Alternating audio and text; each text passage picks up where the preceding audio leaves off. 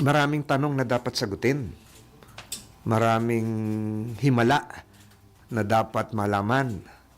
Maraming mga katanungang hindi pa natutugunan. Yan umano ang pinakarason sa likod nga ng ginawang paghahain ng resolusyon ni Senate Majority Leader Francis Tolentino para imbestigahan ang natuklasang submarine drone sa Barangay Inawaran sa San Pascual, Masbate. Samantala, ayon kay Tolentino, kinakailangan ng Philippine Navy ng 8 linggo para tuloy ang matapos ang investigasyon hinggil dito. Meron ngang nalibag, file ng diplomatic protest, pero ang maganda ngayon, matapos muna yung 8 linggong pagsusuri.